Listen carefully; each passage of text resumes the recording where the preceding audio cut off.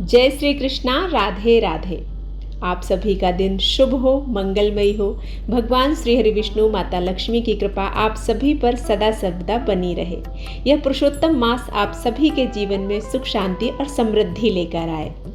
आइए अब रसपान करते हैं पुरुषोत्तम मास महात्म के 23वें अध्याय की कथा। उम्मीद है इससे पहले के अध्यायों को आप सभी ने जरूर सुना होगा। यदि आपने नहीं सुना है तो कृपया चैनल पर जाकर एक बार उन अध्यायों को भी जरूर सुनिएगा। राजा दृढ़धनवा बोले, हे मुनियों में श्रेष्ठ, हे दीनों पर दया करने वाले, श्री पुरुषोत्तम मास में दीपदान का फल क्या है? सो कृपा करके आप मुझसे कहिए। श्री नारायण जी बोले, इस प्रकार राजा दृढ़धनवा के पूछने पर अत्यंत प्रसन्न मुनियों में श्रेष्ठ वाल्मीकि मुनि ने हंसते हुए विनीत अत्यंत नम्र राजा दृढ़धनवा से कहा। वाल्मीकि मुनि बोले, हे राजाओं में सिंह के समान पराक्रम वाले, पापों का नाश करने वाली कथा को सुनिए, जिसके सुनने से 5 प्रकार के महान पाप नष्ट हो जाते हैं। सौभाग्य नगर में चित्रबाहु नाम के प्रसिद्ध राजा थे। वह बहुत ही बुद्धिमान और अत्यंत बलवान राजा थे। वह क्षमाशील, समस्त धर्मों को जानने वाले, शील रूप और दया से युक्त थे। ब्राह्मणों का भक्त, भगवान का भक्त, कथा के श्रवण में तत्पर, हमेशा अपनी स्त्री में प्रेम करने वाला, पशु पुत्र से युक्त, चतुरंगिनी सेना से युक्त, ऐश्वर्य में कुबेर के समान था।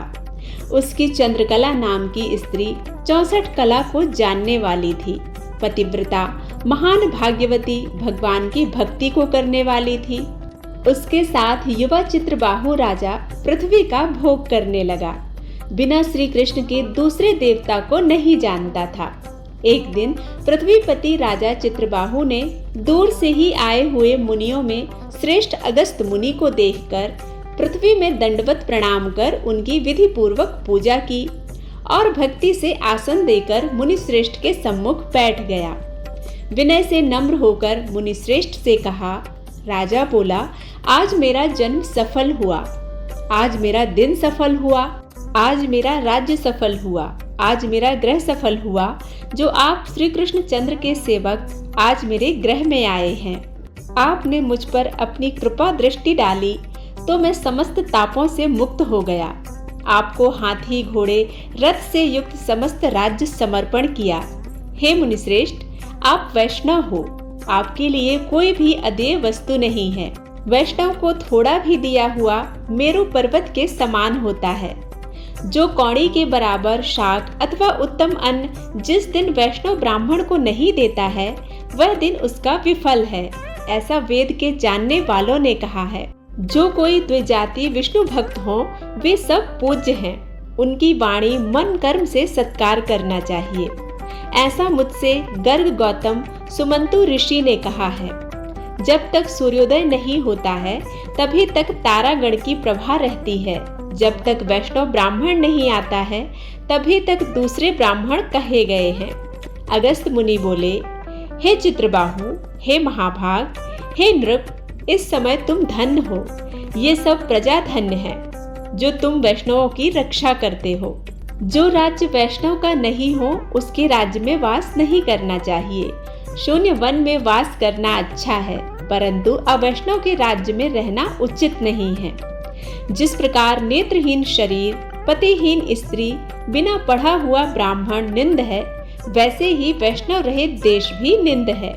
जैसे दांत के बिना हाथी, पंख के बिना पक्षी, दशमी विधा द्वादशी कही गई है, वैसे ही वैष्णव रहित देश है।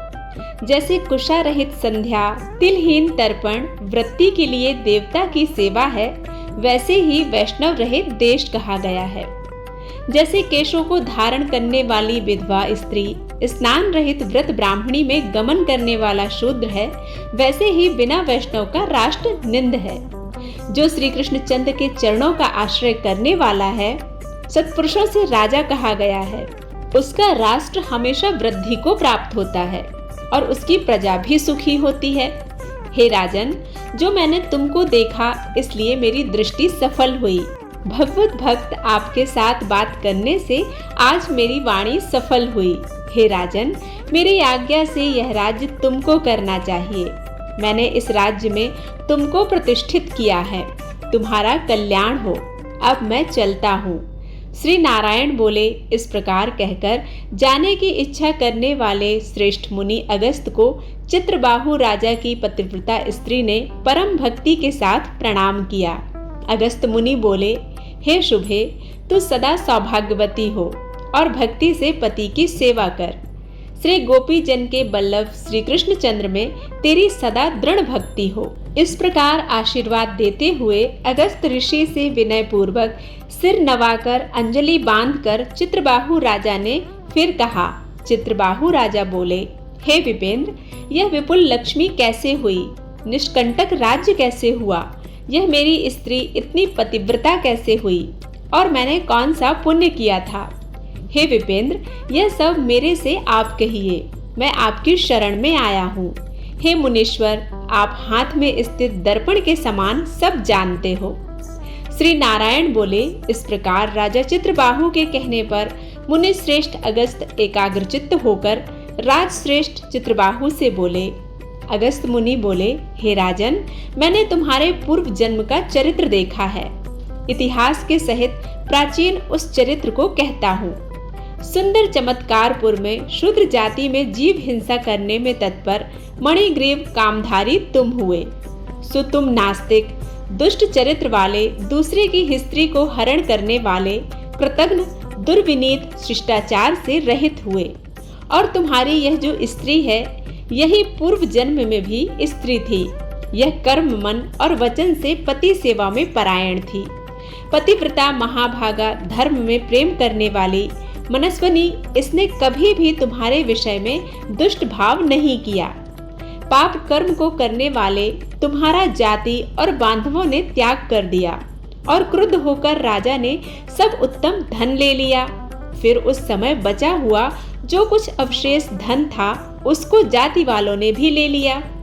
तब उस समय धन के चले जाने से तुमको धन की भारी इच्छा हुई, परंतु धन के नाश होने पर भी मन मलिन होकर इस पतिव्रता ने तुम्हारा त्याग नहीं किया। इस प्रकार सब लोगों से तिरस्कृत होने पर तुम निर्जन वन को चले गए। हे महीपते, वन में जाकर अनेक पशुओं को मारकर अपनी आत्मा का रक्षण किया। इस प्रकार अपनी स्त्री के सहित जीवन निर्वाह करते हुए धनुष को उठाकर मणिग्रीव मृग के मांस को खाने की इच्छा से बहुत से सर्प और मृग से भरे हुए वन को गया। उस मनुष्य रहित वन के मध्य मार्ग में उग्रदेव नाम के महामुनि दिशा ज्ञान के नष्ट हो जाने से व्याकुल हो गए। हे राजन, मध्याह्न के समय तृषा से अत्यंत पीड़ित हो वहां ही गिरकर मरणासन्न हो गए। उस समय रास्ते को भूले हुए उस दुखित ब्राह्मण को देखकर तुमको दया आई। उसके बाद उस ब्राह्मण को उठाकर और उसको साथ लेकर तुम अपने आश्रम को गए। उस दुखित ब्राह्मण की तुम दोनों स्त्री पुरुष ने सेवा की। एक मुहूर्त के बाद उस समय महायोगी युगदेव चैतन्यता को प्राप्त होकर आश्चर्य करने लगे कि मैं वहां था, यहाँ कैसे आ गया? उस वन के बीच में कौन लाया? श्री नारायण बोले। मणिग्रीव ने उस ब्राह्मण से कहा कि यह सुंदर तालाब है, इसमें कमलनी के पुष्प से सुगंधित शीतल जल है। हे ब्राह्मण, उस शीतल जल में स्नान करके मध्याह्न की क्रिया करके फलाहार करें और सुंदर शीतल जल का पान करें। इस समय मैंने रक्षा की है, आप मुख से विश्राम करें। हे मुनिश्रेष्ठ, आप उठिए और आप कृपा करने के योग्य हैं। अगस्त जी बोले। उस समय उग्रदेव ब्राह्मण श्रम रहित सावधान हो मणिग्रीव का वचन सुनकर तृषा से व्याकुल हो उठा। हे चित्रबाहु, मणिग्रीव की भुजा पकड़कर वटवृक्ष से शोभित तालाब के तट पर जाकर बैठ गए। वट की छाया में बैठकर क्षण मात्र विश्राम कर स्नान और नित्य कर्म कर वासुदेव भगवान का पूजन किया। देवता पितरों को तर्पण कर सुंदर शीतल जल को पान कर उग्रदेव ब्राह्मण शीघ्र वट के मूल भाग में आकर बैठ गए। पत्नी सहित मणिग्रीव ने मुनि श्रेष्ठ उग्रदेव को नमस्कार किया और अतिथि सत्कार करने की इच्छा से विनय युक्त वाणी से बोला। मणिग्रीव बोला, हे ब्राह्मण, आज मुझको तारने के लिए आप मेरे आश्रम को आए। आपके दर्शन से मेरे पाप नष्ट हो गए। इस प्रकार उस ब्राह्मण को कहकर प्रसन्न मणिग्रीव स्त्री से बोला, हे सुंदरी, जो जो स्वादिष्ट पके हुए फल हैं, उन आम्र फलों को तुम जल्दी लाओ, विलंब मत करो। हे सुभानने, और जो कुछ कंद आदि हो उनको भी साथ में ले आओ। इस प्रकार स्त्री अपने पति के वचनों को सुनकर फलों को और कंदादिकों को लाकर हर्ष से ब्राह्मण के सामने रखती हुई मणिग्रीव फिर मुनिश्रेष्ठ से वचन बोला कि हे ब्राह्मण, इन फलों को ग्रहण कर मुझ स्त्री पुरुष को कृतार्थ करें। उग्रदेव बोला, तुमको मैं नहीं जानता हूँ, तुम कौन हो, सो मेरे से कहो। विद्वान ब्राह्मण को चाहिए कि अपरिचित का भोजन ना करे। मणिग्रीव बोला, हे दुष्टार्दुल, मैं मणिग्रीव नामक शूद्र जाति का, स्वजनों से, जाति वालों से, अपने बांधवों से त्यागा हुआ हूँ। इस प्रकार शूद्र के वचन को सुनकर प्रसन्नात्मा उग्रदेव ने फलों को खाया और उसके बाद जल पिया।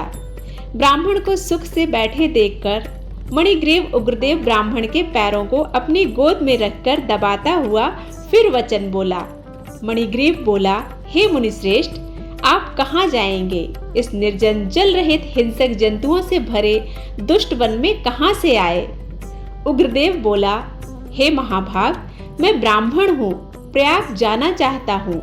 इस समय रास्ता न जानने के कारण भयंकर वन में चला आया हूँ। उस जगह थकावट और प्यास के कारण क्षण भर में ही मरणासन्न हो गया। बाद में तुमने मेरे प्राण बचाए। हे मणिग्रीव, बोलो तुमको क्या दूं? हे मणिग्रीव, तुम दोनों स्त्री पुरुष ने किस दुख के कारण वन में आश्रय लिया है, उस दुख को मुझसे कहो, मैं उस दुख को दूर करूंगा। अगस्त मुनि बोले, इस प्रकार उग्रदेव ब्राह्मण के वचन को सुनकर अपनी स्त्री के सामने उस मुनिश्रेष्ठ उग्रदेव की प्रार्थना कर दरिद्रता समुद्र को पार करने की इच्छा वाले मणिग्रीव ने अपने कर्म के भयंकर फल स्वरूप वृत्तांत को कहा। और इसके साथ ही यहाँ पर 23वां अध्याय समाप्त होता है। उम्मीद है कि यह वीडियो आप सभी को पसंद आया होगा। यदि पसंद आता है तो लाइक करना मत भूलिएगा। चैनल पर पहली बार आए हैं तो इसे सब्सक्राइब जरूर कीजिएगा। बेल आइकन प्रेस करें ताकि नई वीडियोस आप तक रोज पहुंच सकें। मिलती हूँ एक नई कथा के साथ, तब तक के लिए जय श्री कृष्णा, राधे राधे।